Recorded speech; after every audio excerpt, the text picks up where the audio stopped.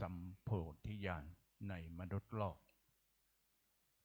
เหล่าเทพดาทั้ง6 ชั้นโดย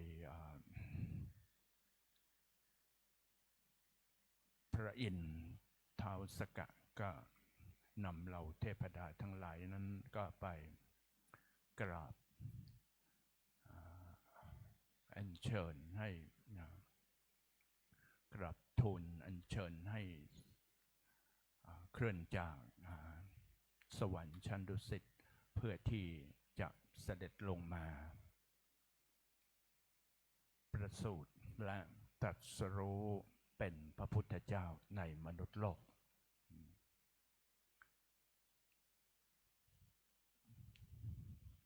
การที่ได้บำเพ็ญความเป็นพระโพธิสัตว์สร้างบารมีนั้นแม้จะเต็มเปี่ยมไปด้วยบารมีทั้งทศชาติ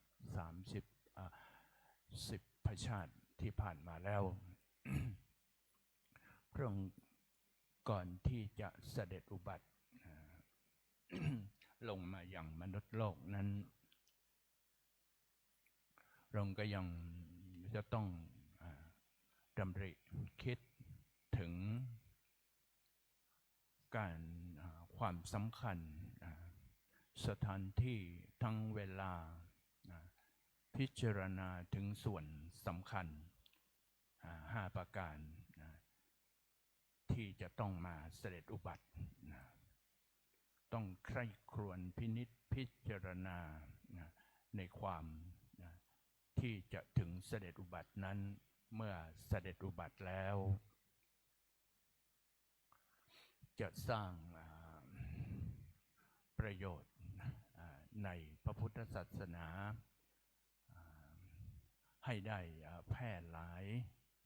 ออกไปให้เหล่ามนุษย์ในมนุษย์โลกนี้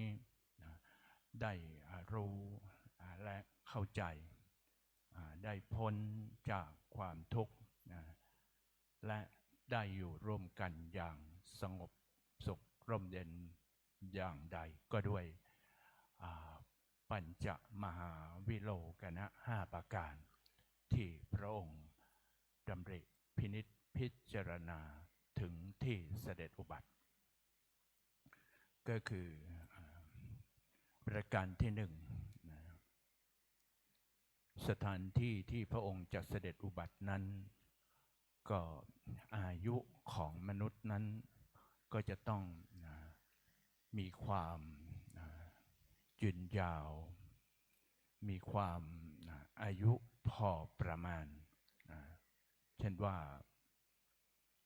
หากว่าอายุมากเกินไปสมมติว่า1,000 ปีอย่างเงี้ยนะสมมตินะ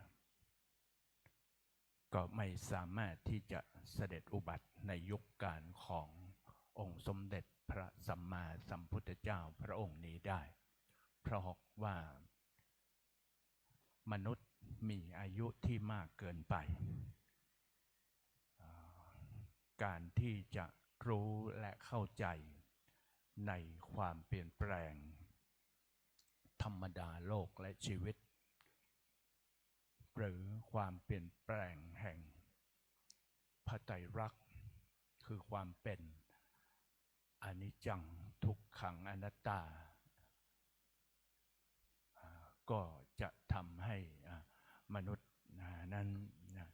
เข้าใจได้ยากถ้าหากว่าอายุมากเกินไปแต่ถ้าหากว่าอายุสั้นอายุการของมนุษย์สั้นเกินไปก็จะทำให้กิเลสของมวลเวนยสัตว์ทั้งหลายนั้นหนาก็จะเป็นการยากต่อการเผยแผ่พระพุทธศาสนาก็เพราะแต่ละการในภัตตกัปที่พระพุทธเจ้าจะเสด็จอุบัติในภัตตกัปอันนี้ พระพุทธเจ้าที่จะเสด็จอุบัตินั้นก็มีถึง5พระองค์ด้วยกัน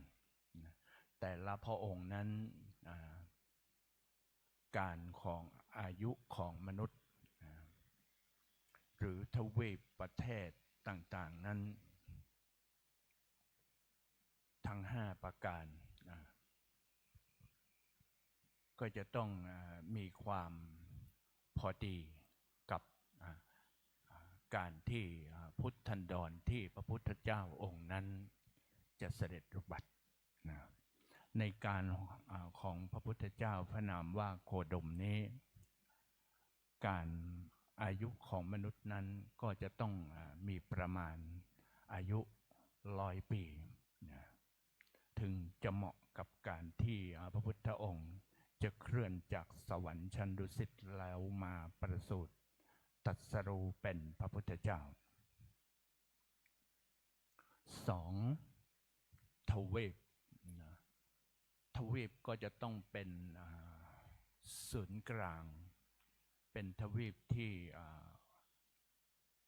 ค่อนข้างที่จะมีความเจริญทางด้านเศรษฐกิจมากพอสมควรในทุกๆพระองค์ในพระพุทธเจ้าทุกๆพระองค์ก็จะนำมองถึงทวีปที่จะเสด็จลงมาอุบัติว่าเหมาะแก่การที่จะ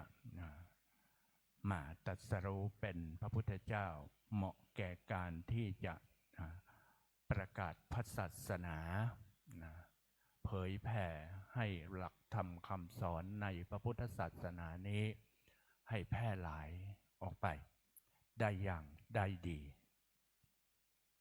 นั้นในทวีปนั้นๆก็จะต้องมีความเจริญรุ่งเรืองไปด้วยเช่นกัน3ประเทศพระองค์ก็ได้ทรงพินิจพิจารณาถึงประเทศที่ค่อนข้างจะมีความเจริญเป็นประเทศที่ศูนย์กลางเหมือนอย่างเมืองเจริญทั้งหลายมันบ้านเราก็จะเป็นกรุงเทพมหานคร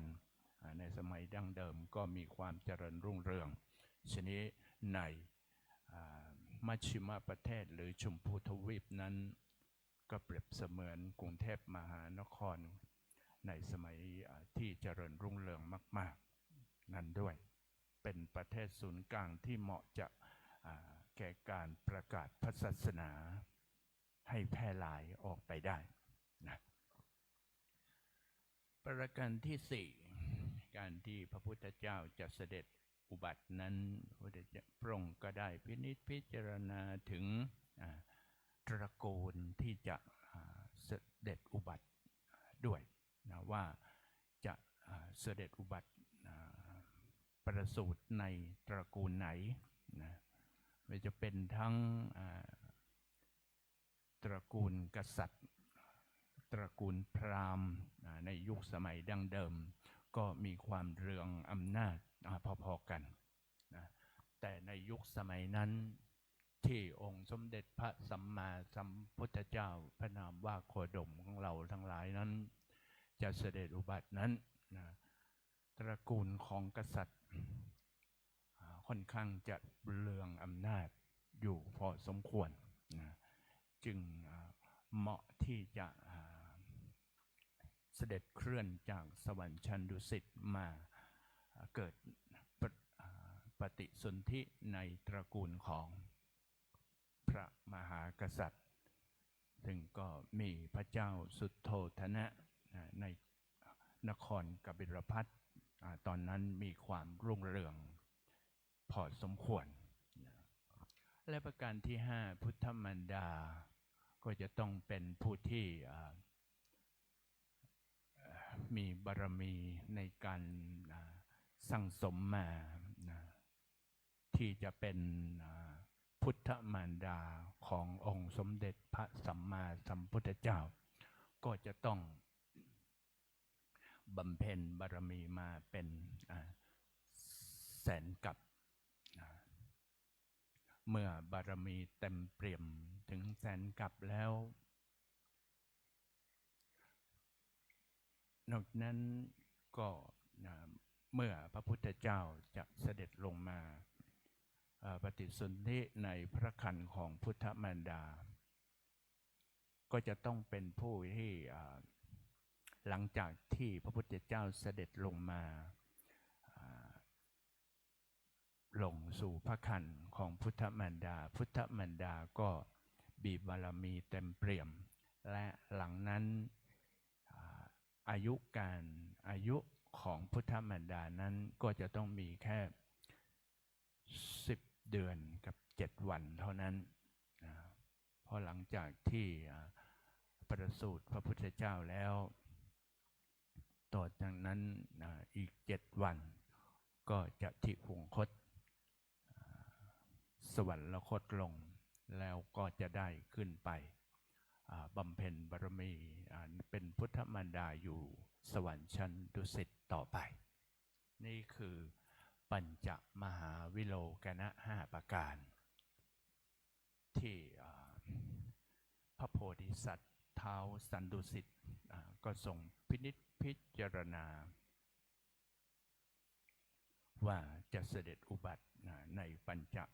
วิโลกนะถึงการพิจารณาความสำคัญ5 ประการที่จะเสด็จอุบัติเป็นพระพุทธเจ้าต่อไปเมื่อพระองค์ทรงดำริดังนั้นแล้วก็ได้รับการกราบอาราธนาทูลให้ลงมาเสด็จอุบัติพระองค์ก็ลงสู่พระครรภ์ในวันขึ้น15 ค่ำเดือน 8 ปีละกาก็เสด็จลงจากสวรรค์ชั้นดุสิตลงสู่พระครรภ์ของพระนางสิริมหามายาโดยพระนางนั้นก็ทรงฝันว่ามีช้างเผือกได้นำเอาดอกบัวสีขาวมาถวายแด่พระนางโดยนั้นอีก10 เดือนองค์สมเด็จพระสัมมาสัมพุทธเจ้าก็ประสูติได้5 วันก็ได้อัญเชิญพราหมณ์108 องค์เข้ามาฉันอาหารแล้วก็มีพราหมณ์อยู่8 องค์ก็ทำนายทายทักองค์สมเด็จพระสัมมาสัมพุทธเจ้าว่าหากเป็นคฤหัสถ์ก็จะได้เป็นเจ้าจักรพรรดิผู้ยิ่งใหญ่พระราชาที่เหนือกว่าพระราชาเป็นพระราชาของพระราชาเรียกว่าเจ้าจักรพรรดิและมีพราหมณ์อยู่องค์คือชื่อว่าโกฏัญญพราหมณ์ก็ได้ทำนายทายทักว่าเจ้าชายน้อยสิทธัตถะองค์นี้จะต้องเป็นศาสดาเอกของโลกอย่างแน่นอนจะได้บวชแล้วตรัสรู้เป็นพระพุทธเจ้าในอนาคตนี้อย่างแน่นอนนั้นวันนี้เราท่านทั้งหลายพุทธบริษัท4ครูบาอาจารย์ทั้งคณะสงฆ์แม่ชีโยคีก็มาพร้อมเพรียงกันพร้อมที่จะได้สาธยายมนต์เพื่อเป็นการสรรเสริญระลึกถึงคุณงามความดีที่องค์สมเด็จพระสัมมาสัมพุทธเจ้าได้เสด็จอุบัติสร้างสมมาตั้งแต่ครั้งทรงบำเพ็ญบารมีเป็นพระโพธิสัตว์แม้เสด็จอุบัติเป็นพระพุทธเจ้าแล้วพระองค์ก็ยังทรงตรักตร ไม่ได้นึกถึงความยากลำบากที่จะเกิดแก่ตนเองไม่ได้นึกถึงสุขในราชสมบัติที่มีมากมายซึ่งเป็นโอรสของหน่อเนื้อกษัตริย์นะเราท่านทั้งหลายก็จะได้มาสาธยายมนต์ระลึกถึงคุณงามความดีของพระรัตนตรัยคุณงามความดีขององค์สมเด็จพระสัมมาสัมพุทธเจ้าอันจะก่อให้เกิดเป็นอานิสงส์ผลบุญสวดไปก็จะได้ก่อให้เกิดเป็นบุญและก่อให้การเจริญภาวนาทำสมาธิปฏิบัติธรรมของเราท่านทั้งหลายก็จะได้มีความเจริญก้าวหน้ากันทุกท่านทุกคนต่อไปก็เชิญนิมนต์นายครูบาอาจารย์ทั้งหลายนะที่มาถึงแล้วก็เราก็จะได้สวดมนต์สาธยายทำวัดเย็นเป็นลำดับสืบต่อไปนะเราก็จะได้กราบพระไหว้พระนะและสาธยายคำบูชาพระรัตนตรัยเป็นลำดับสืบต่อไปนี้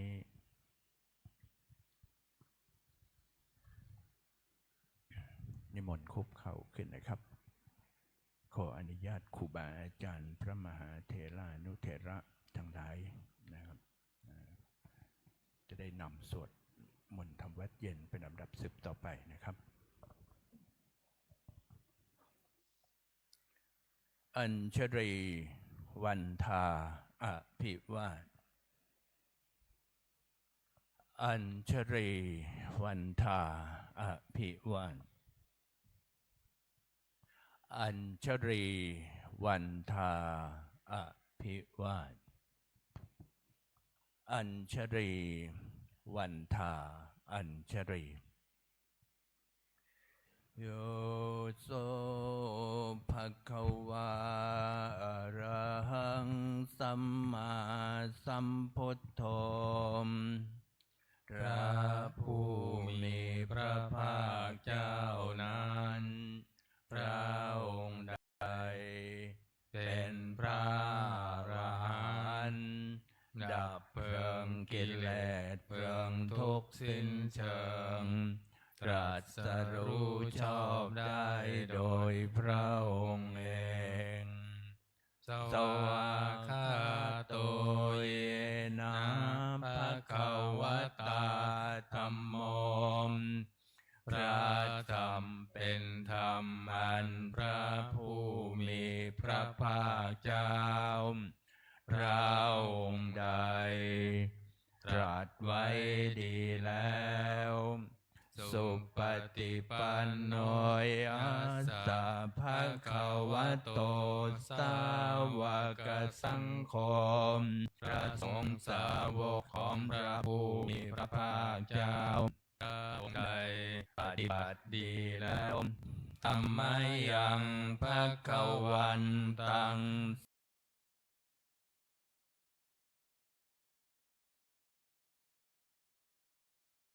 สัทธัมมังสัสสังฆังเอเมหิสการเรหิยะทาระหังอาโรปิเตหิอภิปูชยามะข้าพเจ้าทั้งหลายขอบูชาอย่างยิ่งซึ่งพระผู้มีพระภาคเจ้าพระองค์นั้นพร้อมทั้งพระธรรมและพระสงฆ์ด้วยเครื่องสักการะทั้งหลายเหล่านี้อันยกขึ้นตามสมควรแล้วสาธุโนพันเตภควาสุจิระปาเรเนโพโตเปข้าแด่พระองค์ผู้เจริญพระผู้มีพระภาคเจ้าแม้ปรินิพพานนานแล้วทรงสร้างคุณอันสำเร็จประโยชน์ไว้แก่ข้าพเจ้าทั้งหลาย ปัจฉิมาชนตานุกรรมปมานาสามทรงมีพระหฤทัยอนุเคราะห์แก่พวกข้าพระเจ้าอันเป็นชนรุ่นหลังอิเมตตกาเลทุกขตปันนาการภูเตปฏิคันหาตุขอพระผู้มีพระภาคเจ้าจงรับเครื่องสักการะอันเป็นบรรณาการของคนยากทั้งหลายเหล่านี้อัมหากังทิคารตังหิตายะสุขายะเพื่อประโยชน์และความสุขแก่ข้าพระเจ้าทั้งหลายตลอดกาลและนานเถิดอะระหังสัมมาสัมพุทโธภควาพระผู้มีพระภาคเจ้าเป็นพระอรหันต์ดับเพลิงกิเลสเพลิงทุกสิ้นเชิง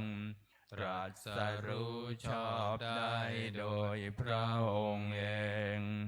พุทธังภคะวันตังอภิวาเทมิข้าพระเจ้า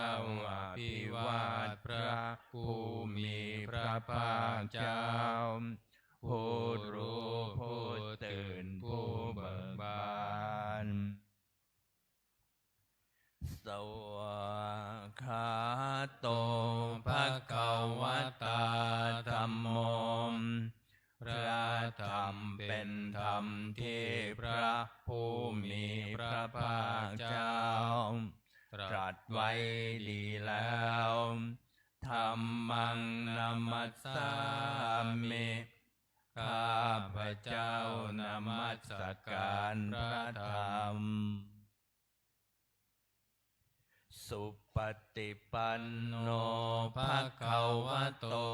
สาวกสังโฆพระสงฆ์สาวกของพระผู้มีพระภาคเจ้าปฏิบัติดีแล้วสังฆังนามามิข้าพระเจ้านอบน้อมพระสงฆ์อันธรรมยังพุทธัสสะภะคะวะโตบุพภาคณมการังกัตโรมาเสนะโม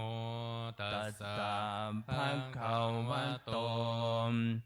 ขอ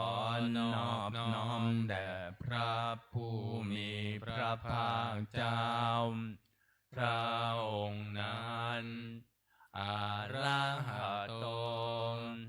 ซึ่งเป็นผู้ไกลจากกิเลสสัมมาสัมพุทธัสสะ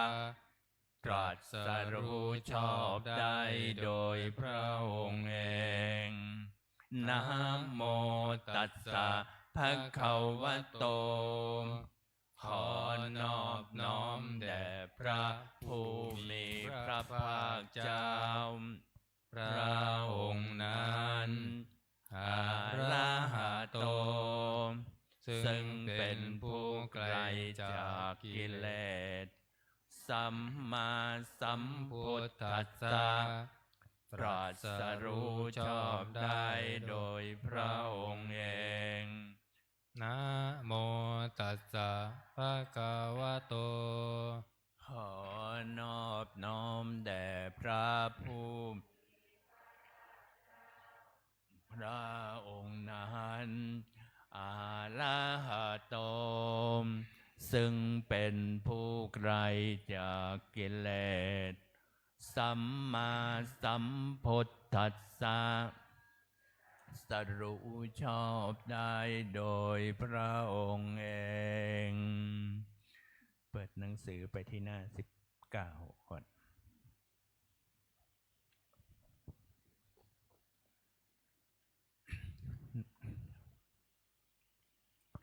หันธรรมยังพุทธานุสตินยังกโรมาเสทังโคปานาภะ ภ คะ คะ วั วัน น ตั ตั ง งเอวังกัลยาโนกิตติสัทโธอาภคคโตก็กิตติศัพท์อันงามของพระผู้มีพระภาคเจ้านั้นได้ฟุ้งไปแล้วอย่างนี้ว่าอิติปิโสภควาเพราะเหตุอย่างนี้พระผู้มีพระภาคเจ้านั้นอาลาหังเป็นผู้ไกล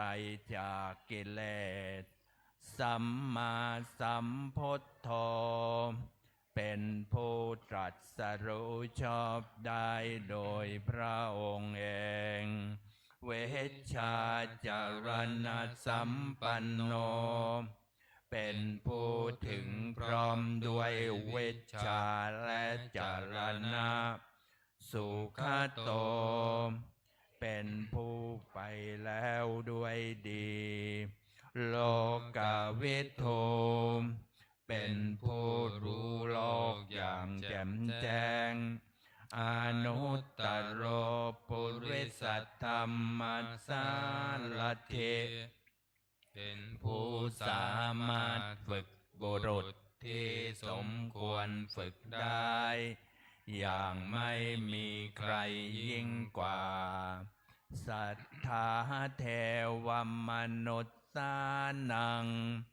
เป็นครูผู้สอนของเทวดาและมนุษย์ทั้งหลาย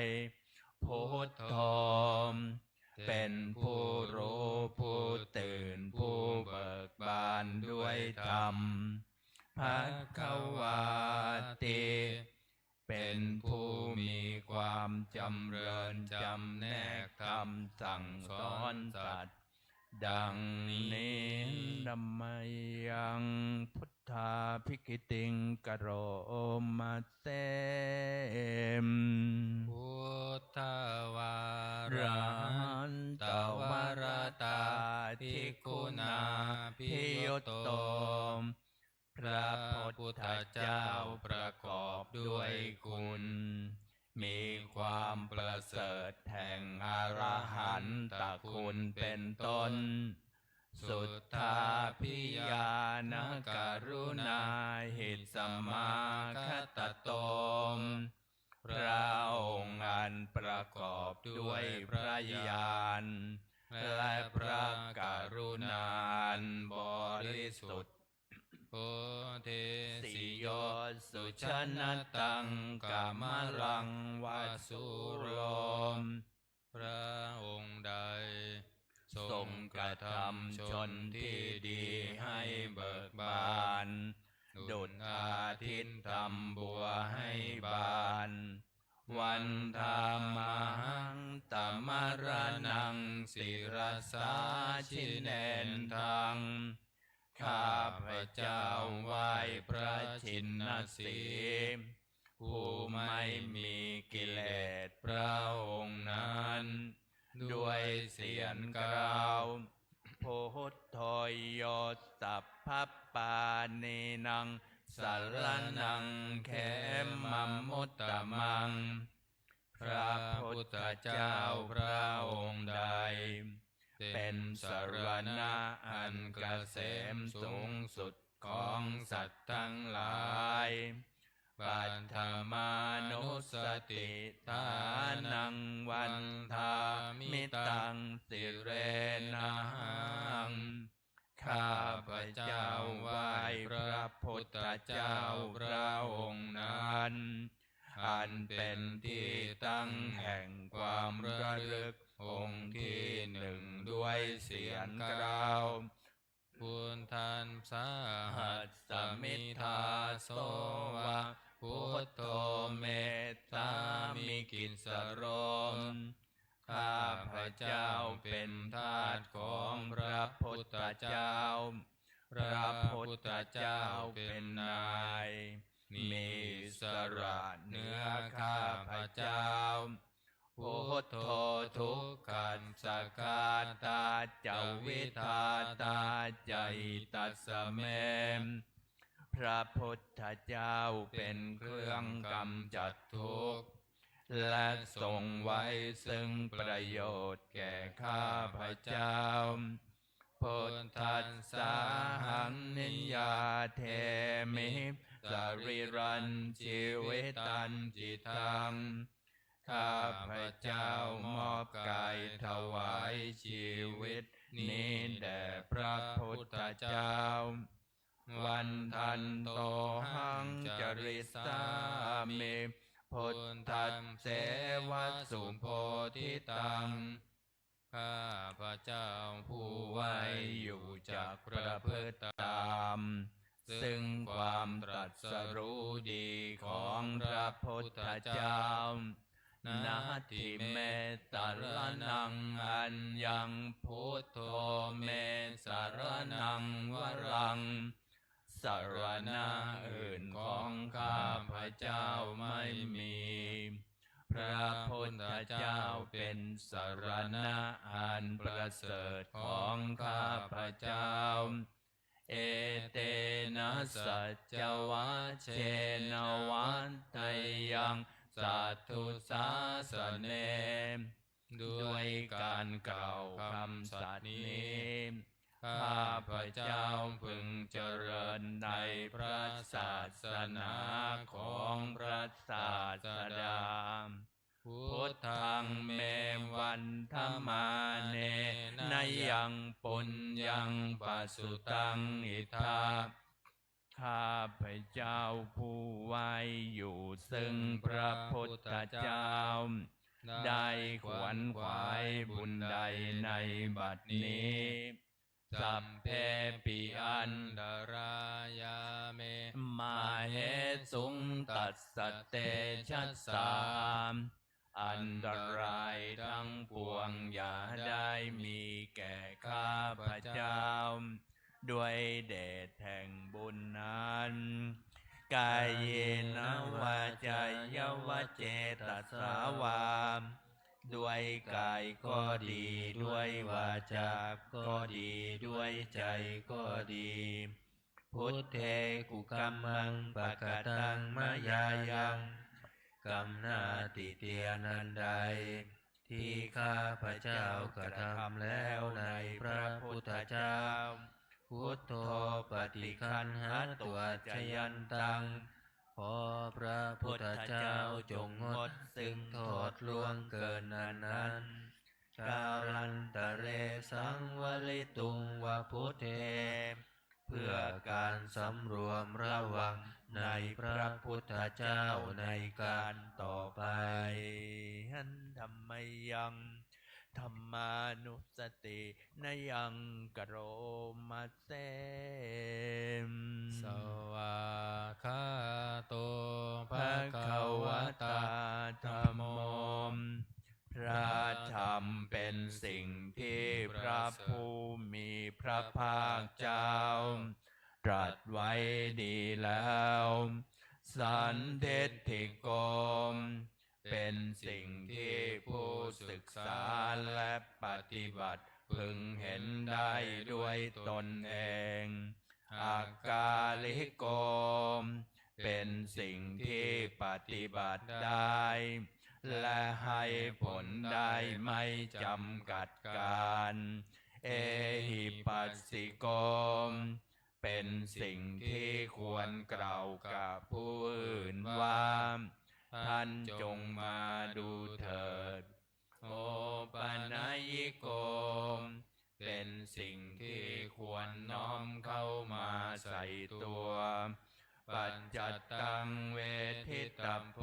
วินโยหิติ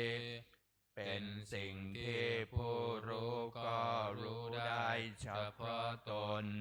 ดังนี้นัมมยังธรรมาภิกขิติงกโรมาเสมสวาคาต ตัตตาทิคุณโยกาว เสนะไสยโยมพระธรรมเป็นสิ่งที่ประเสริฐเพราะประกอบด้วยคุณคือความที่พระผู้มีพระภาคเจ้าตรัสไว้ดีแล้วเป็นต้นโยมมัคคปากับปริยัตติวิโมกขเพโทมเป็นธรรมมันจำแนกเป็นมรรคผลปริยัติและนิพพาน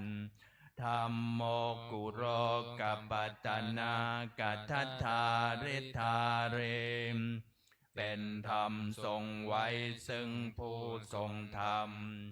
จากการตกไปสู่โลกที่ชั่ว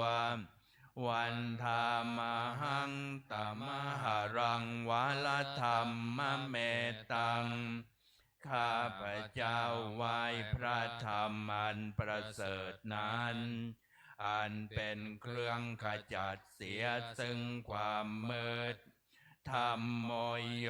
สัพพปานินังสารนังแขมัมมุตตมังพระธรรมใดเป็นสารณะอันเกษมสูงสุดของสัตว์ทั้งหลายทุติยานุสติฐานังวันธามิตังสิเรนะหังข้าพเจ้าไหว้พระธรรมนั้นอันเป็นที่ตั้งแห่งความระลึกองค์ที่สองด้วยเสียงกล่าวธัมมัสสะหัสสะเมธาโสวะธัมโมเมตตามิกิสโรมข้าพเจ้าเป็นทาสของพระธรรมพระธรรมเป็นนายมีสละเหนือข้าพเจ้าธัมโมทุกขัสสะคาตาจาวิตาตาใจตัสสะเมพระธรรมเป็นเครื่องกำจัดทุกข์และทรงไว้ซึ่งประโยชน์แก่ข้าพเจ้าธัมมัสสะหังนิยาเทมิสริรัตชีวิตันจิตังข้าพเจ้ามอบกายถวายชีวิตนี้แด่พระธรรมวันทันโตหังจริตสามิธรรมัตเตวสุธรรมตังข้าพเจ้าผู้ไหวอยู่จากประพฤติตามซึ่งความเป็นธรรมดีของพระธรรมนัตถิเมสารนังอัญญังธัมโมเมสารนังวรังสารณะอื่นของข้าพเจ้าไม่มีพระธรรมเป็นสารณะอันประเสริฐของข้าพเจ้าเอเตนะสัจจวัชเชนวัฏยังสาธุสาสเนด้วยการกล่าวคำสัตย์นี้ข้าพเจ้าพึงเจริญในพระศาสนาของพระศาสดาธัมมังเม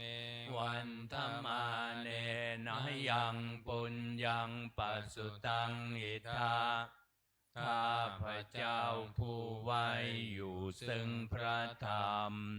ได้ขวนขวายบุญใดในบัดนี้สัมเพปิอันตรายาเม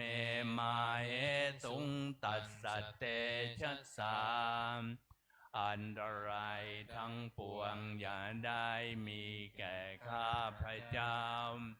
ด้วยเดชแห่งบุญนั้นกายเยนะวาจายวเจตสาวาด้วยกายก็ดีด้วยวาจาก็ดีด้วยใจก็ดีธัมเมกุกัมมังปะกตังมยายังกรรมหน้าติเตียนอันใดที่ข้าพเจ้ากระทำแล้วในพระธรรมธัมโมปฏิคันหาตัวชยันตังขอพระธรรมจงงดซึ่ง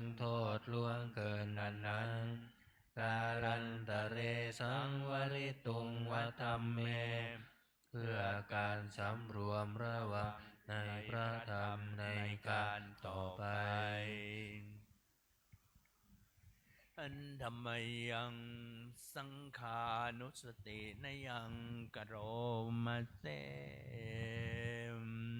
สุปฏิปันโนภะคะวะโตสาวกสังโฆสงฆ์สาวกของพระผู้มีพระภาคเจ้าปฏิบัติดีแล้วโอโชปฏิปันโนภะคะวะโตสาวกสังโฆสงฆ์สาวกของพระผู้มีพระภาคเจ้าปฏิบัติตรงแล้วยายาปฏิปันโนภะคะวะโตสาวกสังโฆสงฆ์สาวกของพระผู้มีพระภาคเจ้าปฏิบัติเพื่อรู้ธรรมเป็นเครื่องออกจากทุกข์แล้วสามีจิปฏิปันโนภะคะวะโตสาวกสังโฆสงฆ์สาวกของพระผู้มีพระภาคเจ้าปฏิบัติสมควรแล้วยะทิตังได้แก่บุคคลเหล่านี้คือชัตตาเรโปเลสยโยคานิอัฏฐปุริสปุงคลาคู่แห่งบุรุษสี่คู่นับเรียงตัวบุรุษได้8บุรุษเอสะภะคะวะโตสาวกสังโฆนั่นแหละสงฆ์สาวกของพระผู้มีพระภาคเจ้าอาหุเนยโยเป็นสมควรแก่สักการะที่เขานำมาบูชาปาหุเนยโยเป็นสมควรแก่สักการะที่เขาจัดไว้ต้อนรับทักขินายโยเป็นผู้ควรรับทักษิณาทานอัญชรีกรณิโยเป็นผู้ที่บุคคลทั่วไปควรทำอัญชรีอนุตตรังปุญญเขตังโลกัสสติเป็นเนื้อนาบุญของโลกไม่มีนาบุญอื่นยิ่งกว่าดังนี้หันธัมมยังสังฆาภิกขิติงกโรมาเสมสัทธัมมโชสุปฏิปัตติคุณาทิยุตโตพระสงฆ์ที่เกิดโดยพระสัทธรรมประกอบด้วยคุณมีความปฏิบัติดีเป็นต้นโยทัพพิโทอริยภูมิคัลลสังฆเศรษโธเป็นหมู่แห่งพระอริยบุคคลอันประเสริฐ8จำพวกชิราทิธรรมปวลาสยกายจิตโตมีกายและจิตอันอาศัยธรรมมีศีลเป็นต้นอันบวร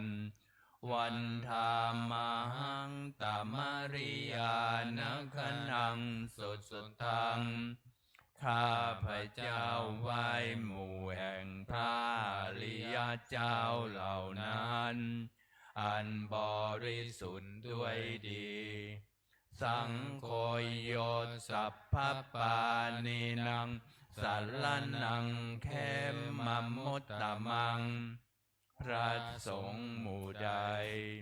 เป็นสรณะอันเกษมสูงสุดของสัตว์ทั้งหลายตติยานุสติฐานังวันทามิตังสิเรนังข้าพเจ้าไหว้พระสงฆ์หมู่นั้น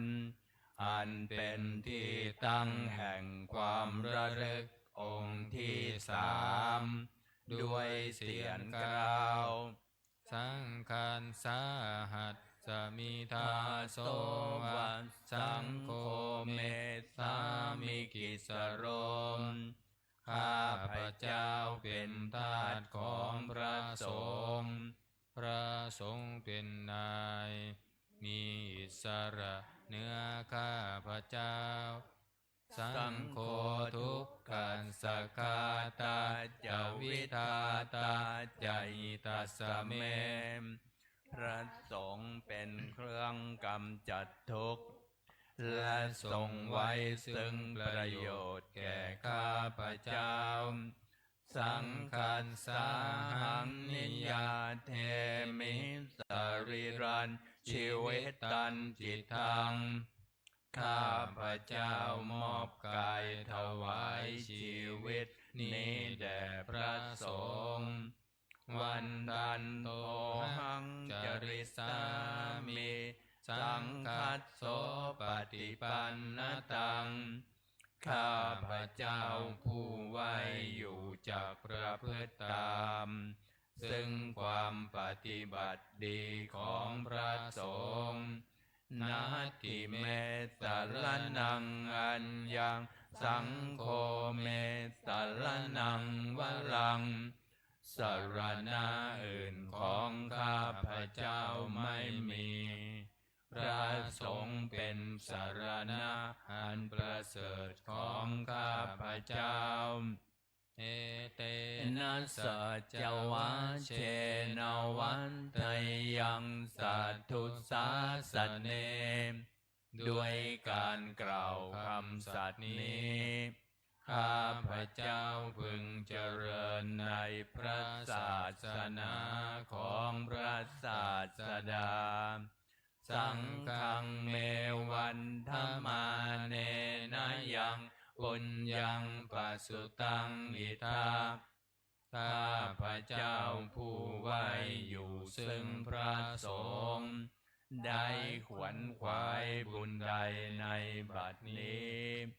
สัพเพปิอันตรายาเมมาเหสุงตัสสะเตชะสามอันตรายทั้งปวงอย่าได้มีแก่ข้าพเจ้าด้วยเดชแห่งบุญนั้นกายเยนะวาจายวะเจตสาวาด้วยกายก็ดีด้วยวาจาก็ดีด้วยใจก็ดีสังเคกุกัมมังปะกตังมายายังกรรมหน้าติเตียนลันใดที่ข้าพเจ้ากระทำแล้วในพระสงฆ์สังโฆปฏิคันหาตัวชยันตังขอพระสงฆ์จงงดซึ่งโทษล่วงเกินอันนั้นการันตะเรสังวริตุงวสังเคมเพื่อการสำรวมระวังในพระสงฆ์ในการต่อไปเปิดหนังสือไปที่หน้า38นะก็ได้สวดโอวาทปาติโมกข์คาถานะหันธรรมยังโอวาทปาติโมกข์คาถาโยพนามเตสัพพะปาปัสสะอาการนังการไม่ทำบาปทั้งปวงกุศลสุปัสสัมปทาการทำกุศลให้ถึงพร้อมสัจจิตาปริโยทปานังการชำระจิตของตนให้ขาวรอบเอตังพุทธานาสาสนังทำ3อย่างนี้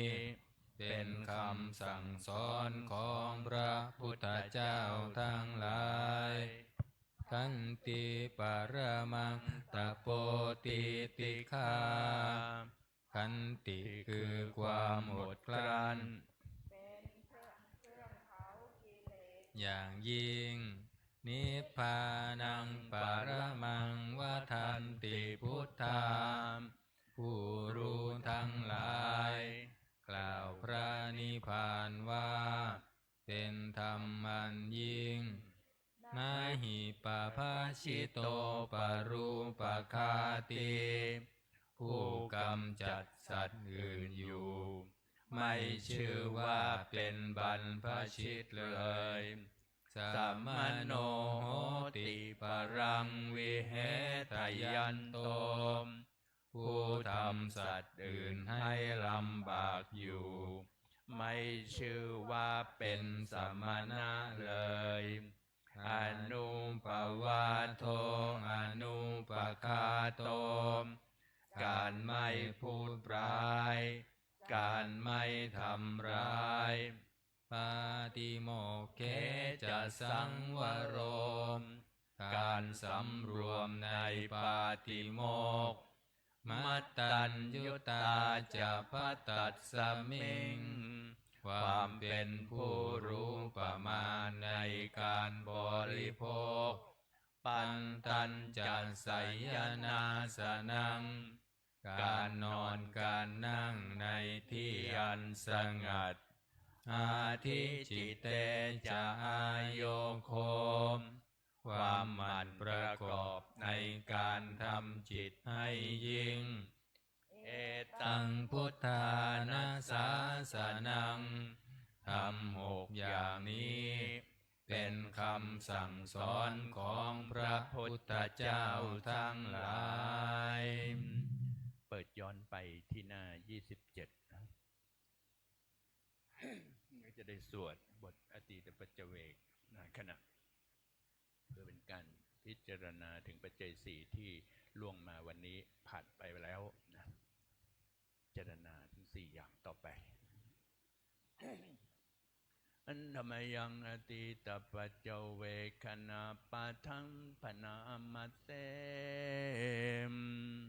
อาชามายาปัจเจเวคิตวายังจีวรังปริพุตังจีวรใดอันเรานุ่งห่มแล้วไม่ทันพิจารณาในวันนี้ตั้งยาวันเทวสีตัสสะปฏิฆาตายาจีวรนั้นเรานุ่งห่มแล้วเพียงเพื่อบำบัดความหนาวอุณหัสสะปฏิฆาตายาเพื่อบำบัดความร้อนดังสมกันสวาตาตัมปัสสิริงสัมปัสสัมผัสสานังปฏิฆาตายาเพื่อบำบัดสัมผัสอันเกิดจากเหลือบยุงลมแดดและสัตว์เลื้อยคลานทั้งหลายเทวาหิเรโก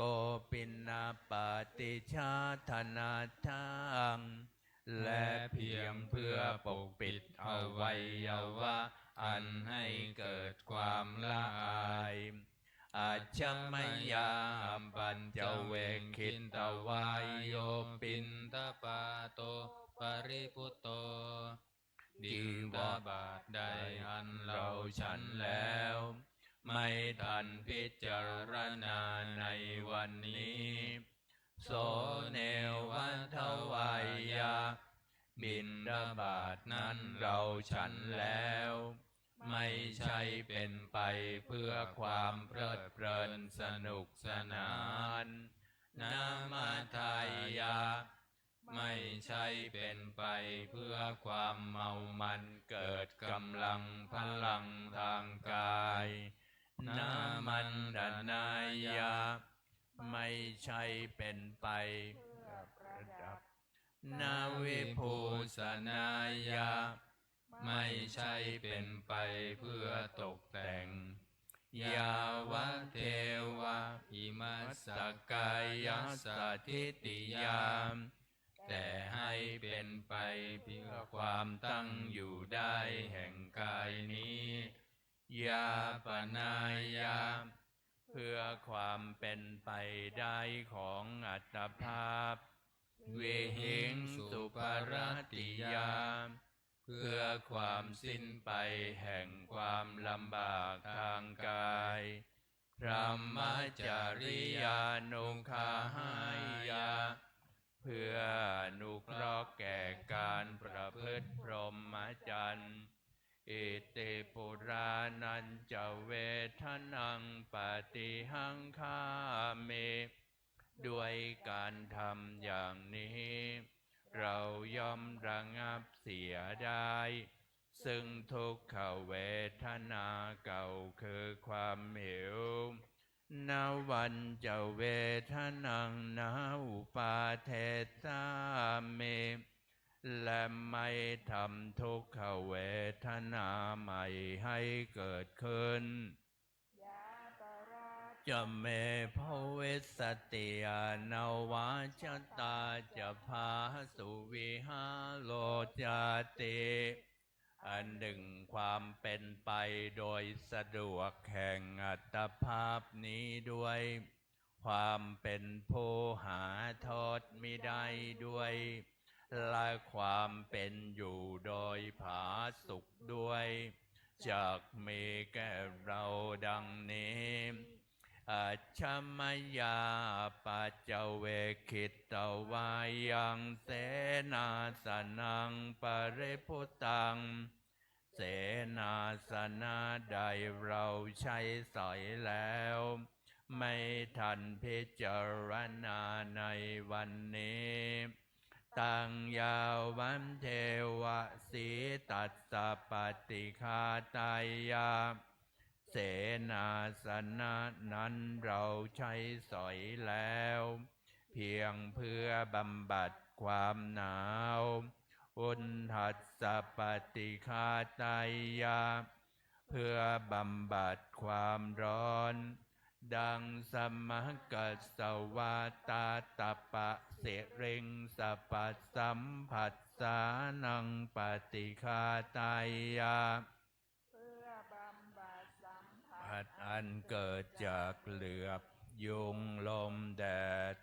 และสัตว์เลื้อยคลานทั้งหลายยาวันเทวาอุตุปริสยวิโน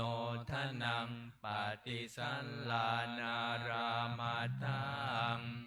เพียงเพื่อบรรเทาอันตรายอันพึงมีจากดินฟ้าอากาศและเพื่อความเป็นผู้ยินดีอยู่ได้ในที่หลีกเล่นสำหรับภาวนาอัจฉมยาปัจเจเวกิตวายโยคิลานะปัจจยาเพสัชปริคาโลปริพุตโตมคิลานะเพสัชบริขารใด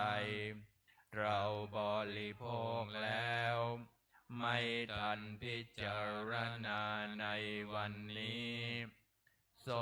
ยาวันเทวาอุปันนานังไวยาปาทิกานังเวทนานังปฏิฆาตายาคิลานะเพสัชบริขารนั้นเราบริโภคแล้วเพียงเพื่อบำบัดทุกขเวทนาบังเกิดขึ้นแล้วมีอาพาธต่างๆเป็นมูลอัพพยาปัชชะปรมัตตายาติเพื่อความเป็นผู้ไม่มีโรคเบียดเบียนเป็นอย่างยิ่งดังนี้ธรรมยังอุดิสนาติรณคาทายโยพนามเสมอิมินาปุญญกรรมเมนะด้วยบุญนี้อุทิศให้อุปัชฌายาคุณุตตราอุปัชฌาย์ผู้เลิศคุณอาจาริยุปการาจา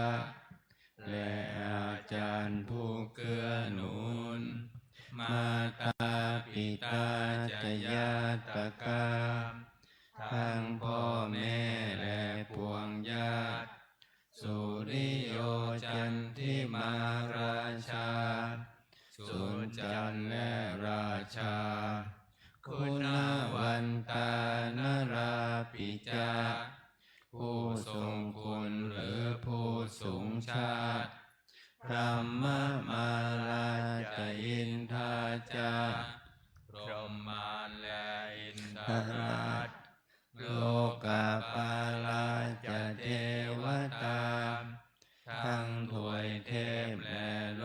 กบาลยัมโมมิตามนุสสาจายมราชมนุษย์มิตรมัจฉตาเวริกาปิจาผู้เป็นกลางผู้จ้องผลานสัพเพสัตตาสุขีโหนตุขอให้เป็นสุขสันต์ทุกทั่วหน้าอย่าทุกข์ทนปุญญานิปกตานิเมบุญของที่ข้าทำจงช่วยอำนวยสุภผลสุขังจติวิทังเทนตุให้สุขสามอย่างล้นขิปังปาเปทโวมะตังให้รู้ถึงนิพพานพรันอิมินาปุญญกรรมเมนะด้วยบุญนี้ที่เราทำอิมินาอุทิเสนาจาและอุทิศให้พวงสัตว์อิปาหังสุรเพเจวะเราพันได้ซึ่งการตัดนันหุปาทานเชทนังตัวตัณหาอุปาทานเยสันตาเนหินาธรรมาสิ่งชั่วในดวงใจยาวานิพพานโตมะมังกว่าเราจะถึงนิพพานนัสสันตุสัมภทาเยวะมาลายสิ้นจากสันดานยัตถาชาโตภเวภเวทุกภพที่เราเกิดอุชุจิตังสติปัญญามีจิตตรงและสติทั้งปัญญาอันประเสริฐสันเลโควิริยัมหินาพร้อมทั้งความเพียรเลิศเป็นเครื่องขูดกิเลสหายมาลาลพันตุโนกาสังโอกาสอย่าพึงมีแก่หมู่มารสิ้นทั้งหลายกาตุนจะวิริเยสุเมเป็นช่องประทุษร้ายทำลายล้างความเพียรจมพุทธาธิปวโรนาโถพระพุทธผู้บวรนาถธัมโมนาโถวรุตตโมพระธรรมที่พึงอุดมนาโถปัจเจกพุทโธจาพระปัจเจกพุทธสงฆ์สังโฆนาโถตโรมะมังทบพระสงฆ์ที่พึงพยอมเตสุตตมานุภาเวนะด้วยอานุภาพนั้นมาโรกัสสังละพันตุมาขอหมู่มารอย่าได้ช่องทัสสะปุญญานุภาเวนะด้วยเดชบุญทั้ง10ป้องมาโรกัสสังละพันตุมาอย่าเปิดโอกาสแก่มารเถิด อันนี้เป็นวันศุกร์นะก็จะได้สวดธรรมนิยามเปิดหนังสือไปที่หน้า39นะ39 มนต์พิธีเล่มเหลือง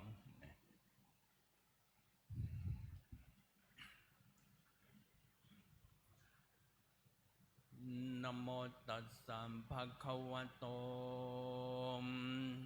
อะระหะโตสัมมาสัมพุทธัสสะนะโมตัสสะภะคะวะโตอะระหะโตสัมมาสัมพุทธัสสะนะโมตัสสะภะคะวะโตอะระหะโตสัมมาสัมพุทธัสสะพุทธังสัมมานังคัจฉามิธัมมังสรณังคัจฉามิสังฆังสรณังคัจฉามิทุติยัมปิพุทธังสรณังคัจ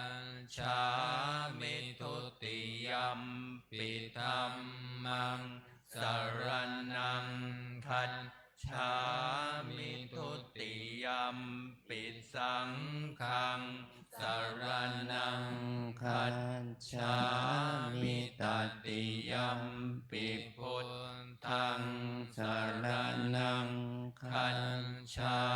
มิตติยัมปิธัมมังสรณังคัจฉามิตติยัมปิสังฆังสรณัง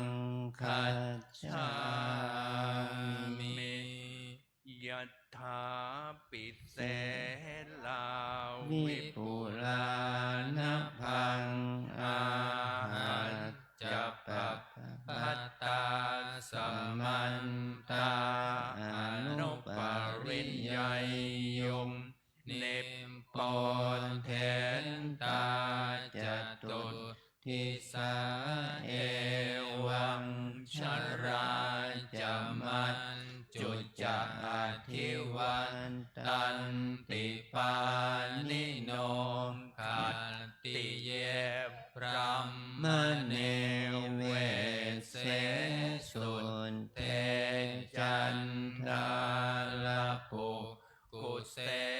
นกินจิปาริวัตเชติสัพพเมวาพิมันทัตตินัตตัตถาหันทีนังภูมินรัฐานังนัปปันติยานะจาปิมันตยุตเทนะสักกาเชตุงทันเนนะวาตัสสมาหิปันดิโตโปโสสัมปัสสังอันธรรมันตโนพุนเทธัมเมจะสังเกจะทิโรสัทธังนิเวสเยโยธรรมจาริกายเยนวาจายะอุทธัจเจตัสสาหิเทวันนังปัสสังสันติเปจะสักเกปะโมทัตติยัสสัทธัตถาตัทธาคเตอาจาราสุปฏิทิตาสีลัญจยัสสะกัลยาณังอริยกันตังปัสสังสิตังสังเคปัสสะโทยัสสัตถิอุชุปุตันจันทันสนังอัฏฐลิโทติตังอาหุอโมคันตัสสะ ชีวิตังตัสสมาสัทธันจะสีลันจะปัสสาทังธรรมทัสสนังอนุยุนเชตเมธาวิสรังพุทธานัสสาสนันติยังเวนิพพานาญาณัสสะญาณังบุพเพมปวาตเตมตัสเสววิสเยมภูตามยายังธรรมนิยามตามอนิจจตาทุกขตาจามสัพเพสังจะอนัตตามตัสสะปะกาสกังสุตังยังสัมพุทเทนะภาสิตังสาธุนังญาณจาเรนะยถาพุทเทนะเทสิตังโยนิโสปฏิตยทังตังสุตตันตังพนามาเสมเอวเมสุตังเอกังสัมมายังภัคคะวาสาวาติยังมิหารติเชตวันเนอนาถปิณฑิกัสสะอาราเมตราตระโคภัคคะวาภิกขุอามันเตสิภิกขโวติภัตตันเตติเตภิกขุภัคคะวะโตปัญจโสสุงภัคคะวาเอตทะโวจัมปาทาวาภิกขเวตถาคตานังอนุปาทาวาตถาคตานังทิตาวสาธาตุธัมมันทิตตาธัมมานิยามตาสัมเพสังขาราอนิจจติตังตถาคโตอภิสัมพุทธติอภิสัมเมติอภิสัมพุทธิตวาอภิสัมเมตวาอาจิขติเตเสสิปัญญเปติปันทเปติวิวัลติวิภัชชติอุทานนิกโรติสัมเพสังขาราอนิจจติอุปาทาวาภิกขเวตถาคตานังอนุปาทาวาตถาคตานังทิตาวสาธาตุธัมมันทิตตาธัมมานิยามตาสัพเพสังขาราทุกขาติตังตถาคโตอภิสัมพุทธติอภิสัมเมติอภิสัมพุทธิตวาอภิสัมเมตวาอาจิข คติเทเสติปัญญเปติปันทเปติวิวารติวิภัชชติอุตานิกโรติสัพเพสังขาราทุกขาติอุปาทาวาภิกขเวตัทธาคตานังอนุปาทาวาตัทธาคตานังทิตาวัสสาธาตุธัมมันทิตตาธัมมนิยามตาสัพเพธัมมาอนันตาติตังตัทธาคโตอภิสัมพุชติอภิสัมเมติอภิสัมพุชิตวาอภิสัมเมตวาอาจิคติเทเสติปัญญเปติปันทเปติวิวารติวิภัชชติอุตานิกโรติสัพเพธัมมาอนันตาติอิธัมมโวจะภควาอันตมนาเตภิกขุภควโตภาสิตังอภินันทุนติสัพเพสังขาราอนิจจติยถาปัญญายปัสสติอัฏฐานิ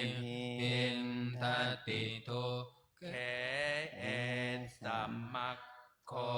วิสุทธิยาสัมเพสังขาราทุกขาติยถา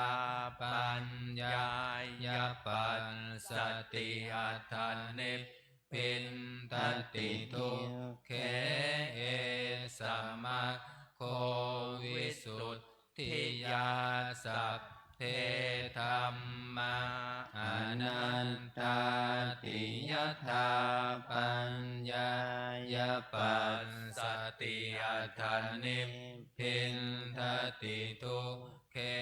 เอสัมมัคโควิสุทธิยาอัมปกาเตมนุนเสสุเยชนะปารคามิโนอัฏฐายังอิตราปัจจาติระเมวานุทาวติเยจะโคสัมมาทัคขาเตธัมเมธัมมานุวัตติโนเตชนะปรเมสันติมัจจุทัยยังสุนทุตตระลังกันหังธรรมังวิปายาสุกังภาเวทบันติโตโอกาอโนปมาคัมมาวิเวกเกยัตถัตโทรมังตรัตราภิลติมินชัยยหิตวากาเมอากินจโนปริโยทปัยยะอันตานังจิตตกัลเลเสหิบันติโตเยสังสัมโพธิยังเกสุสัมมาจิตตังสุภา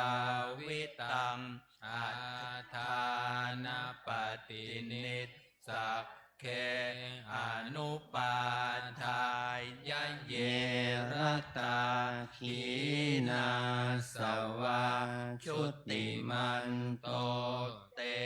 โลเกปรินิพุตตาติอวิชชาปัจ จยาสังขารา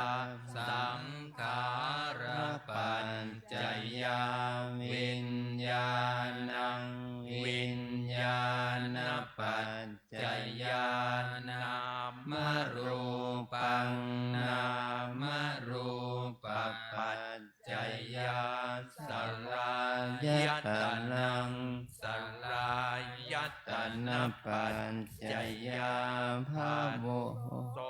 ปัสสะปัจจยาเวทนาเวทนาปัจจยาตัณหาตัณหาปัจจยาอุปาทานังอุปาทานปัจจยาภโวภวปัจจยาชาติชาติปัจจยาชรามรณังโสกปริเทวทุกขโทมนัสสุปายาสาสัมภวันติเอวเมตัสสะเกวลัสสะทุกขังขันธัสสะสมุทัยโยโหติอวิชชายัตตะเววะเสสะวิราคะนิโรธาสังขาระนิโรโธสังขาระนิโรธาวิญญาณนิโรธมวิญญาณนิโรธานามรูปนิโรธมนามรูปนิโรธามสลายตนะนิโรธมสลายตนะนิโรธาปัสสะนิโรธปัสสะนิโรธาเวทนานิโร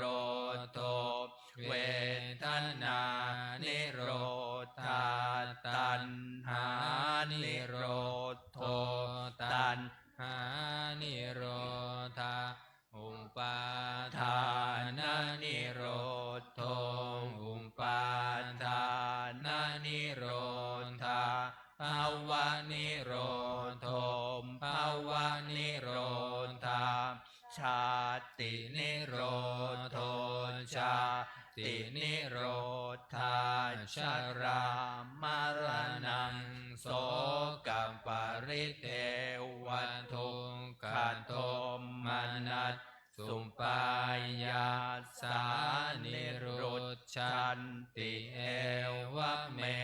ตัสสะเกวลัสสะทุกขขันธัสสะนิโรโธโหติยัตถาหเวปาตุภวันติธัมมาอาตาปิโนชายโตพรหมนัสสะอัฏฐสสกังขาวะปยันติสัมภายโตปัจจานาติสเหตุธรรมมังยัตถาหาเวปาตุภวันติธัมมาอาตาปิโนชายโตพรหมนัสสะอัฏฐสสกังขาวะปยันติสัมภายโตกยังปัจจยานังอเวทิยถาหาเวปาตุภวันติธัมมาอาตาปิโนชายโตพรหมนัสสะวิทูปยังตินทัตติมาราเสนังสุโรวะโอภาสยมันตลิขันติอติตังนันวังคัมไมยานัปปฏิกังเขอานา คตังยัตถติตัมปะเหนันตังอัปปันตันจะอนาคตังปัจจุปันนันจะโยธัมมังตันทัตตันทวิปัสสติอสังหิรังอสังกุมปังตังวิทามนุพรูหายเยอาเชวกิจจะมาตับปังโกชัญญามรณังสุเวนะหิโนสังขรันเตนัมมหาเสเนนัมมัจจุนาเอวังวิหาริมาตาปิงอโหรัตตัมมตันทิตังตังเวพัทเทกรัตโตติสันโตอาจิกขเตมุนีติอเนกชาติสังสารังสันทาวิสังอเนพิสังขหาการังขเวสันโตทุกขาชาติปุนับปุนังขหาการกถินโทสิปุนักเคหังนักกาหสิสัพพาเตภาสุกาภาคาขหาภูตังวิสังขตังวิสังขารคตังจินตังตัณหานังขยมัญชคาติภวตุสัพพมังคลังรักขันตุสัพพเทวตาสัพพพุทธานุภาเวนัสสทธาโสทิภวันตุเตภวันตุสัพพมังคารังรักขันตุสัมภเทวตาสัมภธรรมานุภาเวนัสสทธาโสทิภวันตุเตภวันตุสัมภมังคารังรักขันตุสัมภเทวตาสัมภสังฆานุภาเวนัสสทธาโสทิภวันตุเต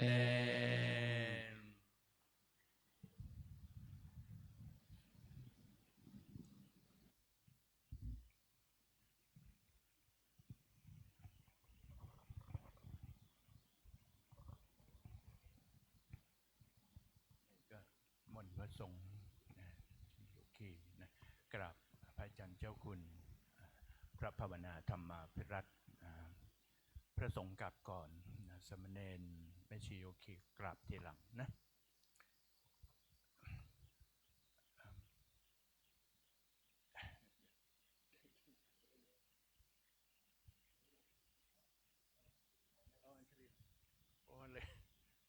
อัญชรีวันทาอภิวาทอัญชรีวันทา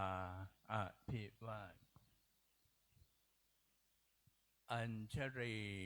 วันทาอภิวาทอัญชรีวันทาอัญชรีขอเชิญคณะแม่ชีแล้วก็โยคีทุกท่านน้อมกราบท่านเจ้าคุณอาจารย์พร้อมกันค่ะอัญชลีวันทาอภิวาทอัญชลีวันทาอภิวาทอัญชลีวันทาอภิวาทอัญชลีวันทาอัญชลี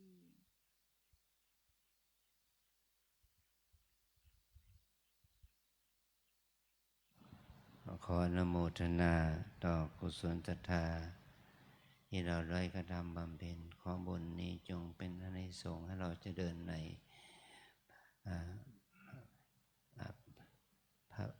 รมคำสอนของพระสัมมาสัมพุทธเจ้าขอพลังความดีนี้จงได้เป็นบารมีให้เรานั้นได้เข้าถึงความดับทุกข์และพระนิพพานเป็นที่สุดจงมาเกิดผลแก่พวกเราทั้งหลายจงทุกข์ทั่วหน้ากันด้วยเถิดสาธุสาธุ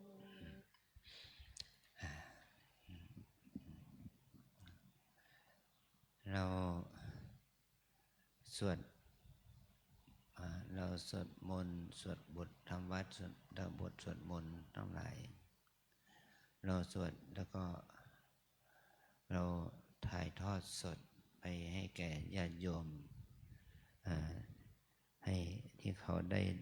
ชมได้ฟังที่เราได้ทำกิจกรรมนี้ก็เป็นมหากุศลอย่างแต่เราต้องสวดให้ถูกนะบัณฑิตโตบัณฑิตไม่ใช่บัณฑิบัณฑิโตมันไม่ถูกเป็นบัณฑิโตสวดให้ถูกเพราะเราเรียนบาลีมาแล้วทอนามันโททุกกรณีในภาษาบาลีเมื่อเราอ่านเราสวดเนี่ยมันต้องใช้ออกเสียงดะดิเหมือนกับบทศีลข้อที่7นั่นแหละมันดะนะไม่ใช่มันทะนะมันดะนะ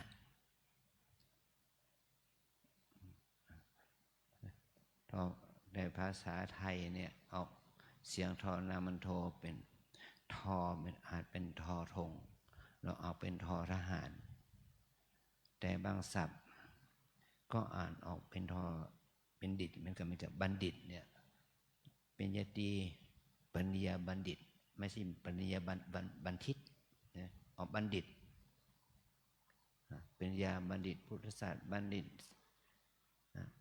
อย่างนี้ศึกษาศาสตร์บัณฑิต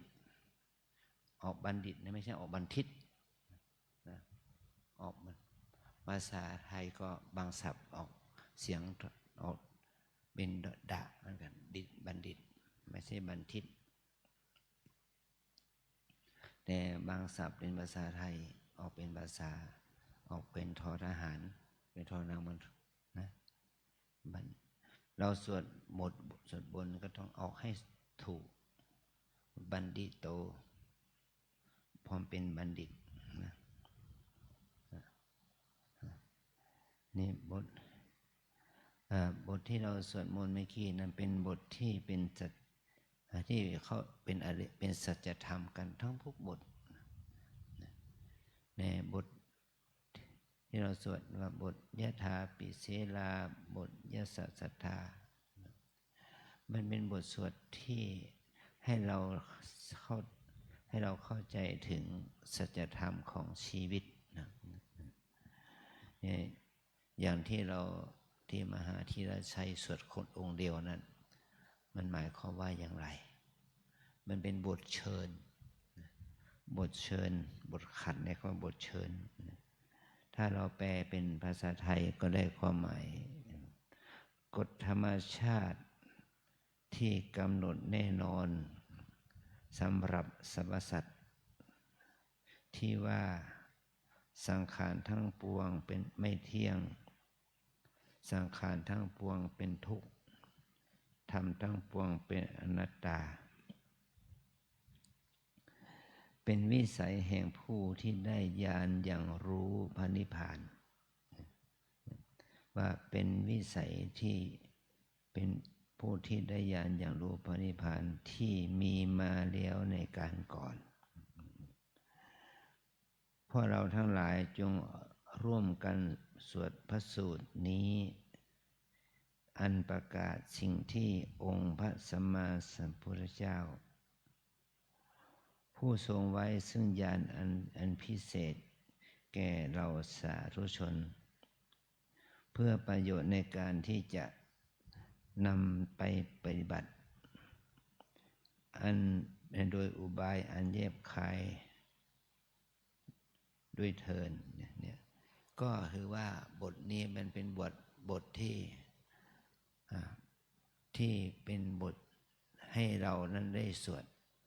ก็บทสวดเอวเมสุตังพระมนิยามนะครับเนี่ยองค์พระสัมมาสัมพุทธเจ้าได้ทรงแสดงว่า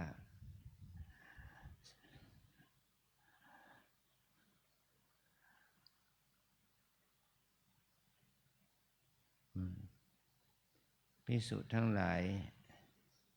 ทั้งที่ตถาคตคือพระพุทธเจ้าทั้งหลายจะเกิดขึ้นหรือไม่เกิดขึ้นก็ตามธาตุคือสิ่งทรงตัวเองอยู่ได้อันนั้นดำรงอยู่ได้โดยธรรมดาของมันอย่างนั้นสิ่งที่ถูกกำหนดมาตามธรรมดาของมันว่าจะเป็นอย่างนั้นพระพุทธองค์จะผู้ทรงเป็นตถาคตตรัสรู้ธาตุนั้นทรงรู้แจ้งด้วยปัญญาอันยิ่งเป็นสิ่งที่ไม่เคยมีใครรู้มาก่อนว่าสังขารทั้งหลายทั้งปวงไม่เที่ยงสังขารทั้งหลายทั้งปวงเป็นทุกข์ธรรมทั้งหลายทั้งปวงเป็นอนัตตาขั้นได้ตรัสรู้แล้วได้อย่างรู้แล้วจึงนำมาบอกกล่าวนำมาแสดงบัญญัติไว้เปิดเผยให้ทราบจำแนกแยกแยะทำให้เข้าใจง่ายว่าสังขารทั้งหลายทั้งปวงไม่เที่ยงสังขารทั้งหลายทั้งปวงเป็นทุกข์ธรรมทั้งหลายทั้งปวงเป็นอนัตตาครั้งพระพุทธองค์ทรงไว้ซึ่งพระมหากรุณาธิคุณดังได้ตรัสแสดงดังกล่าวมานี้ภิกษุทั้งหลายเหล่านั้นมีความซาบซึ้งยินดีเพลิดเพลินในธรรมที่พระพุทธองค์ทรงแสดงเนี่ยคือสิ่งที่พระองค์ทรงแสดงเนี่ยคือว่าแม้จะพระองค์จะอุบัติก็ตามไม่อุบัติก็ตามสิ่งนี้มันมีอยู่จริงมันมีอยู่อย่างนั้นเป็นอย่างนั้นเป็นธรรมดาว่าสังขารไม่เที่ยงสังขารเป็นทุกข์ธรรมทั้งหลายเป็นอนัตตาคือหมายความว่ายกตัวอย่างว่าพวกเรานี่แหละที่ปฏิสนธิออกจากครรภ์มารดาเติบโตมาปฏิสนธิในครรภ์มารดาเติบโตมาจนถึงเราคลอดเราเติบใหญ่มาจนถึงทุกวันนี้เนี่ยกายใจนี้ก็เป็นของไม่เที่ยงกายใจนี้ก็เป็นทุกข์กายใจนี้ก็เป็นอนัตตาเนี่ยเรื่องของการปฏิสนธิเนี่ยวิทยาศาสตร์การแพทย์เขาก็รู้มาหลังจากพระพุทธเจ้ารู้มาถึง 2,500 ปีเมื่อพระพุทธศาสนาเราผ่านมาถึง 2,500 ปีแพทย์แผนปัจจุบันจึงจะรู้ความจริงนี้จึงจะรู้ความจริงหลังจากพระพุทธเจ้าตรัสรู้มา 2,500 ปีกฎของวิทยาศาสตร์จึงได้มารู้ว่าตัวเราเนี่ยปฏิสนธิมาจากไข่แม่เชื้อของพ่อเซลล์ของพ่อเซลล์เดียวเท่านั้นไข่ใบเดียวเท่านั้นที่เป็นจุดกำเนิดของชีวิตเราเพราะอาศัยเซลล์ของพ่อสเปิร์มของพ่อไข่ของแม่เพียงแค่เซลล์เดียวมาเป็นตัวเรานี้ได้อย่างไรเนี่ยก็เพราะว่าพระองค์ได้ตรัสไว้ในอินทกสูตรว่ารูปนี้มาจากอะไรพระองค์ได้ตรัสว่าปัทมังการลังโหติเบื้องต้นเป็นการะเป็นเซลล์ก่อนนี่แหละเป็นเซลล์การะเป็นเซลล์การาโหติอภุถังต่อจากนั้นก็กลายเป็นดุจดังนับหมายความว่าก้อนเลือดกำลังโหติอภุถังก็กลายเป็นก้อนเนื้อก็อภุถังเปสิจากก้อนเป็นเนื้อสี่ เหลวๆสีแดงก็กลายเป็นก้อนเนื้อจากเปสิมันก็กลายเป็นปัญจสาขาเมื่อเป็นปัญจสาขามือเท้าหัว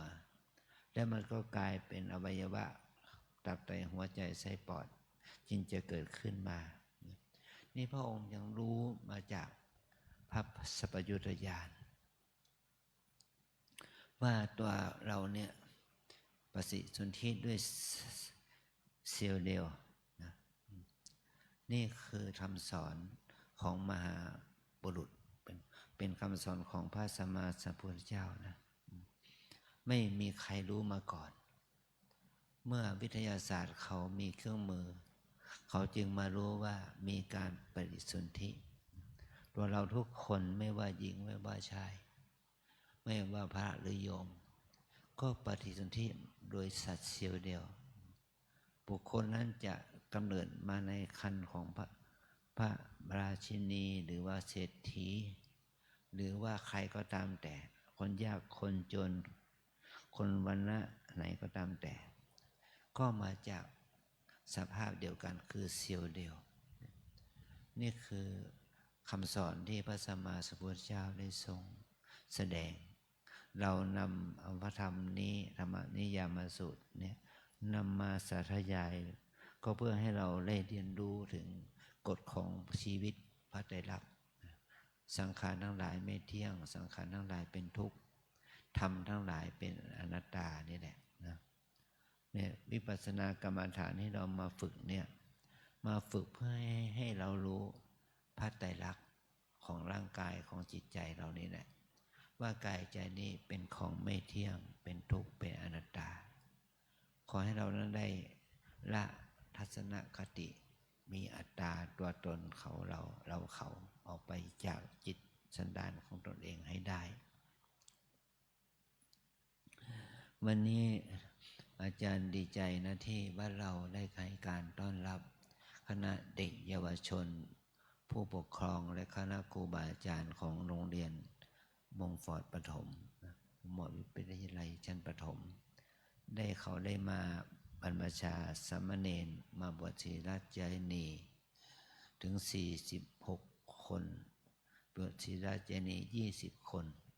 ได้66คนเพราะเขาได้มีอุปนิสัยที่จะมีความรักที่จะมาบวชเนี่ยนี่มันเป็นอุปนิสัยที่มีมาแต่เดิมเมื่อเขาตัวเล็กๆตัวน้อยเรียนชั้นประถม3ประถม4ประถม5ประถม6เขายังมีความศรัทธาที่จะบวชเป็นเณรนะแต่วันพรุ่งนี้ขอให้เราทั้งหลายมาร่วมกิจกรรมนะมาร่วมกิจกรรมมาร่วมงานบวชลูกเณรตอนเช้าก็มีการโกนผมนาคตัดผมเด็กตอนบ่ายเราก็จะมาร่วมบรรพชาสามเณรนะบวชศิลาเจนีเราจะให้ความใส่ใจที่จะให้เด็กนั้นมีความศรัทธามีความศรัทธาในการบวชของเขาแม้ว่าเขาจะยังไม่ได้รู้ชัดด้วยสติปัญญาแต่เขาก็ยังมีศรัทธาบวชพ่อแม่ของเขาก็จะดีใจพระเราทั้งหลายก็ช่วยกันห่มผ้าให้เน้นนะให้เด็กน้อยห่มให้มันถูกต้องด้วยก็พอฝากความใส่ใจของพวกเรานั้นที่มีต่อการงานนี้เพื่อเป็นการปลูกฝังศาสนทายาทที่ให้พระพุทธศาสนาเจริญต่อไปถ้าเราไม่ปลูกฝังศาสนทายาทมันก็ทำให้พระสงฆ์สามเณรไม่เกิดขึ้นในโลกนี่ก็เหมือนกับที่สมัยเราเป็นเด็กเราเห็นพระเห็นเณรก็เห็นเป็นธรรมดาเห็นพระพุทธศาสนาเห็นวัดว่าอารามเรายังกลัวพระกลัวด้วยซ้ำไป กว่าพระสงฆ์กว่าพระพุทธรูปด้วยซ้ำไป เพราะว่าในวัดเราในสมัยนั้นมันไม่มีไฟฟ้าเข้าไปในวิหารก็มืดละแม้ว่าจะมีเทียนส่องไหว้พระสวดมนต์ก็มีเทียนเล่มเล็กๆเท่านั้นมันไ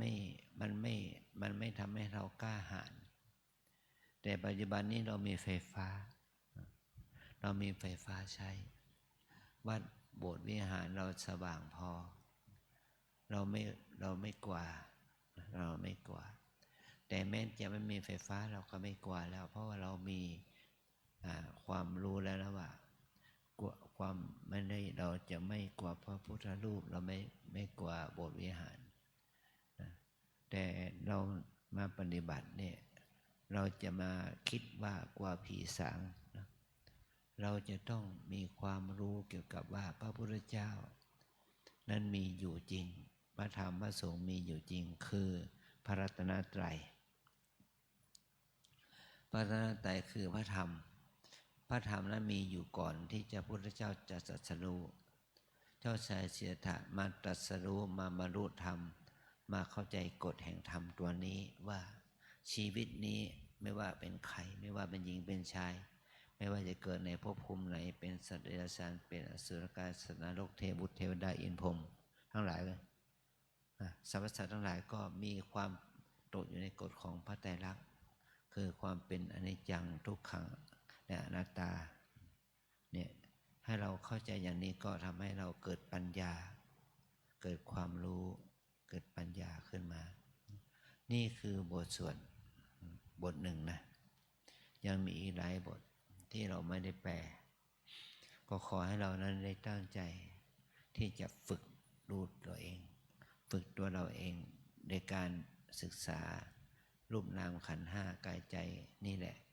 มันจะทำให้เรานั้นได้เข้าถึงความเป็นสัจธรรมคือความเป็นอนิจจังทุกขังอนัตตานี่นะ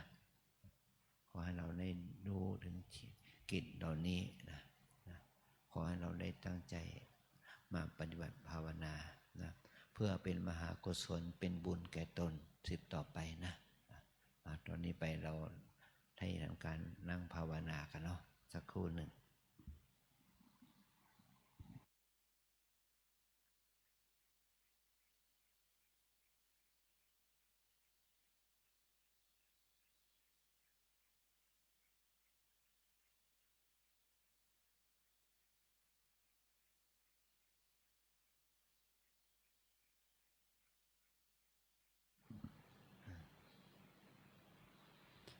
ตั้งเวลาภาวนา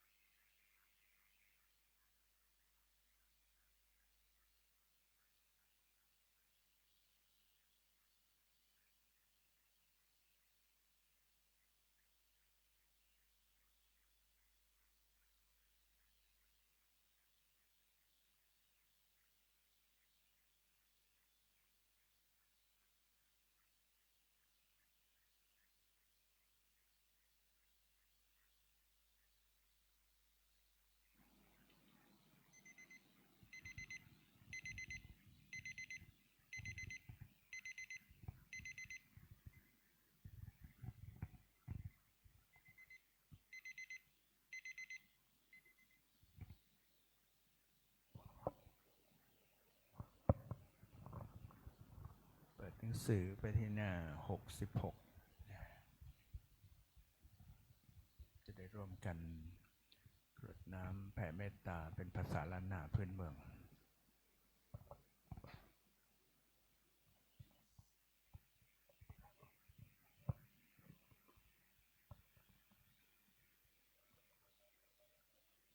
นิพพานาปัจจายโยโหตุโนนิจจัง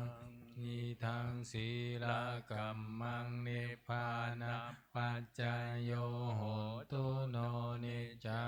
งนิทังภาวนากัมมังนิพพานาปัจจายโยโหตุโนนิจจังยังกินจิกุสารังกันตัมพังกัมมังสัพเพหิอัมเหหิกาตังปุญญังโนอนุโมทันตุสุนันตุพลโตเยเทวาอัสสมิงตาเนอาทิคาตาทิกายุกะสัทธาหุนตุสัมเพสันตาสุขีอัตตานังปาริหารันตุมาตาปิตาสุขิตาหุนตุทุกขาปามุญจันตุสัมเพยาตากาสุขิตาหุนตุทุกขาปามุญจันตุสัมเพอายาตากาสุขิตาหุนตุทุกขาปามุญจันตุสัมเพปิสาสัพเพยังกะสัพเพเปตาสุขิตาหุนตุทุกขาปามุญจันตุสัมเพนังคันตาสุขิตาหุนตุทุกขาปามุญจันตุสัมเพเทวาสุขิตาหุนตุทุกขาปามุญจันตุสัมเพอาจาริโยปัจจายาสุขิตาหุนตุทุกขาปามุญจันตุสัมภาสัมปติโยสามิชันตุโวเหมือนคุบเข่าขึ้นถ้าหลวงก่อนอันธามิทางสัพพะเมวะโทสังฆามะทาเมพันเตวันธามิธัมมังสัพพะเมวะโทสังฆามะทาเมพันเตวันธามิสังฆังสัพพะเมวะโทสังฆามะทาเมพันเตวันธามิคารุอุปปัชฌาอาจาริเยสัพพะเมวะโทสังฆามะทาเมพันเตวันธามิกัมมัฏฐานังสัพพะเมวะโทสังฆามะทาเมพันเตวันธามิอาราเมพันทัสสีมังสัพพะเมวะโทสังฆามะทาเมพันเตวันธามิเจติยังสัมพังสัมภะฐาเนสุปฏิทิตาสารีนาธาตุมหาโพธิพุทธารูปังสักการังสัทธานาคาโลเกโลเกบรมมโลเกจัมพูทิเปลังกาทิเปสารีนาธาตุโยเกสาธาตุโยอะระหันตะธาตุโยเจติยังคันทะกุทิงจตุราสีติสหัสเสธัมมขันเทสัพเพสัมปาทะเจติยังอะหังวันตามิสัพพะโสอัญชรีวันทาอภิวาทอัญชรีวันทาอภิวาทอัญชรีวันทาอภิวาทอัญชรีวันทาอัญชรีฐานน้อยพระอาจารย์เจ้าคุณ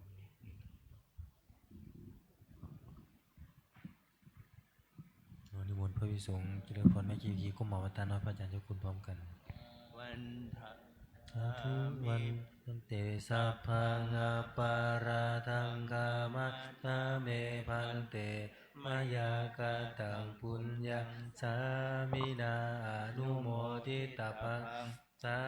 มินากตังปุญญังไมหักทาตาพังสาธุสาธุอนุโมทามิจัตตารโอธัมมาวัฏันติ